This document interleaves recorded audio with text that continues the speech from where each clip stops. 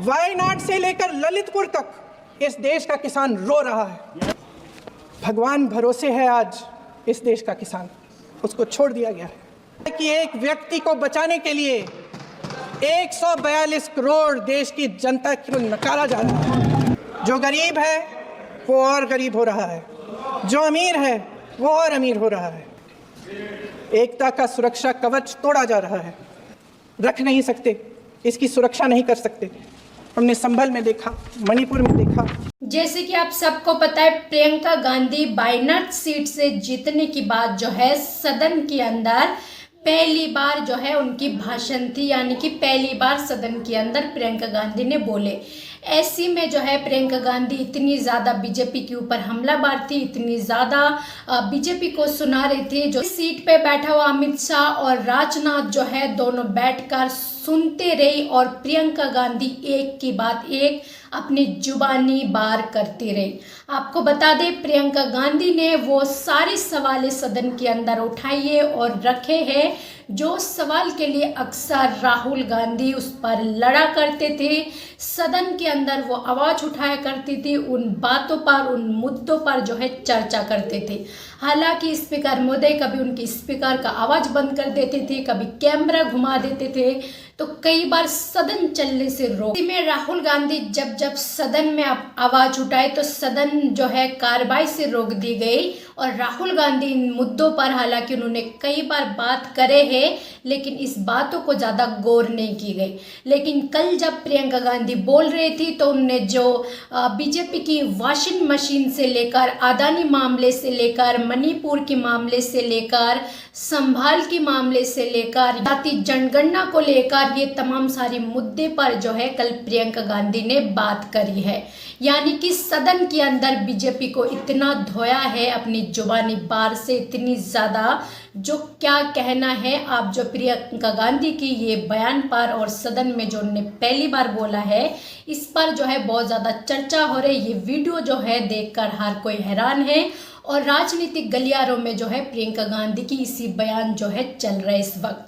तो आपको बता दें, प्रियंका गांधी ने कहा है जो प्रधानमंत्री चुनावी प्रचार के दौरान उन्होंने महिलाओं की, उनको बहुत ज़्यादा महिलाओं की फिक्र थी, जो मंगलसूत्रों की बात करते थे। मंगलसूत्रों, भैंस से लेकर मुजरा जैसे शब्द का यूज़ करा है प्रधानमंत्री।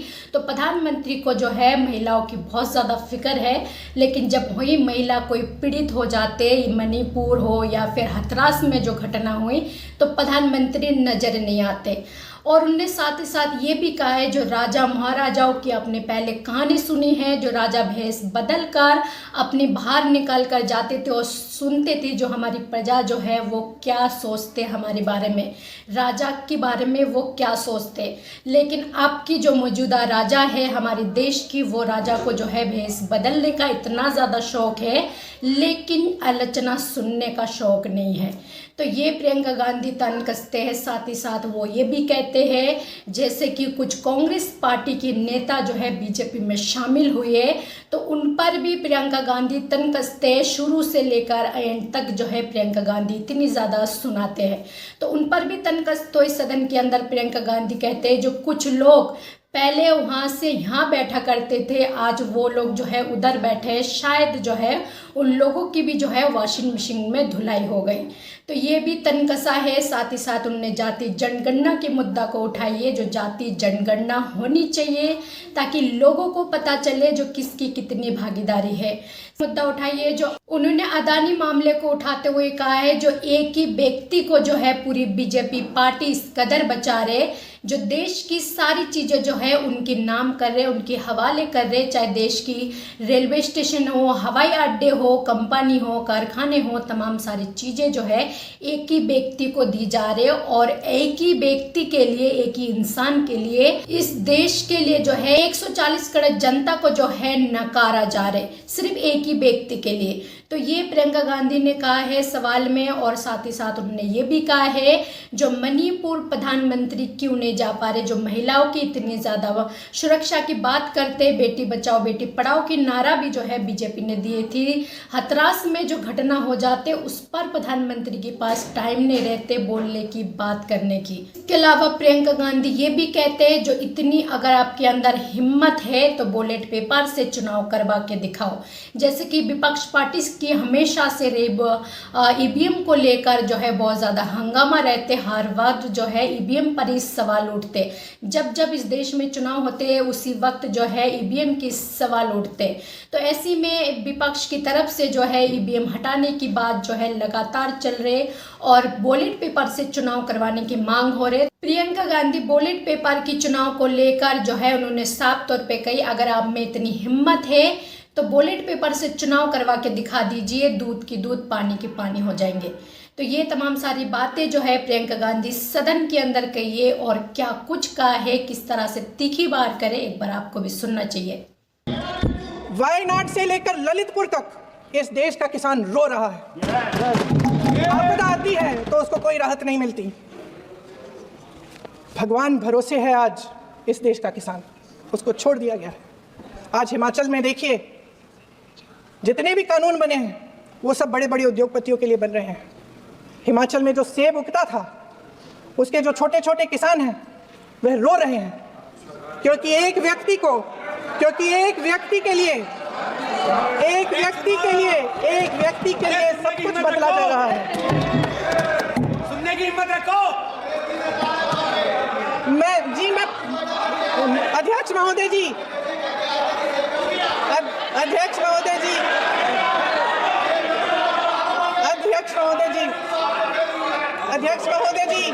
अडानी जी को सारे कोल्ड स्टोरेज प्रदेश की सरकार ने नहीं दिए। अडानी जी को सारे कोल्ड स्टोरेज आपकी सरकार ने दिए। देश देख रहा है कि एक व्यक्ति को बचाने के लिए 142 करोड़ देश की जनता को नकारा जा रहा है। सारे बिजनेस, सारे संसाधन, सारी दौलत, सारे मौके एक ही व्यक्ति को सौंपे जा रहे हैं। सारे बंदरगाह, एयरपोर्ट्स, सड़कें, रेलवे का काम, कारखाने, खदाने, सरकारी कंपनियां सिर्फ एक व्यक्ति को दी जा रही है। जनता के मन में हमेशा ये विश्वास होता था कि अगर कुछ नहीं है तो संविधान हमारी सुरक्षा करेगा, मगर आज आम लोगों के बीच ये धारणा बनती चली जा रही है कि सरकार सिर्फ अडानी जी के मुनाफे के लिए चल रही है। देश में बहुत तेजी से गैर बराबरी बढ़ रही है। जो गरीब है वो और गरीब हो रहा है, जो अमीर है वो और अमीर हो रहा है। इस सरकार ने आर्थिक न्याय की भी सुरक्षा कवच तोड़ दिया है। राजनीतिक न्याय की जब बात होती है, मेरे सत्ता पक्ष के साथी आज खड़े हुए और तमाम गिनती करने लग गए कि ऐसा हुआ वैसा हुआ, 1975 में जो हुआ, तो सीख लीजिए ना, आप भी सीख लीजिए। आप भी अपनी गलतियों के लिए माफी मांग लीजिए। आप भी बैलेट पे चुनाव कर लीजिए। दूध का दूध पानी का पानी हो जाएगा। आप राजनीतिक न्याय की बात करते हैं, सरकारों को पैसों के बल पर गिरा देते हैं। मेरा आग्रह है कि अपन संविधान में सकारात्मक बोले।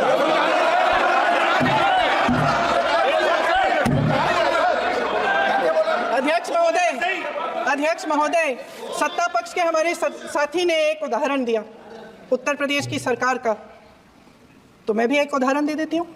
महाराष्ट्र की सरकार का मैं भी एक उदाहरण दे देती हूँ। हिमाचल की सरकार को तोड़ने की कोशिश किसने की? पैसों के बल पे की। गोवा की सरकार, तमाम उदाहरण है। क्या ये सरकारें जनता ने नहीं चुनी थी? क्या संविधान इन पर लागू नहीं था? पूरी देश की जनता जानती है कि इनका हस्ती है, जानती है कि इनके यहाँ तो वॉशिंग मशीन है,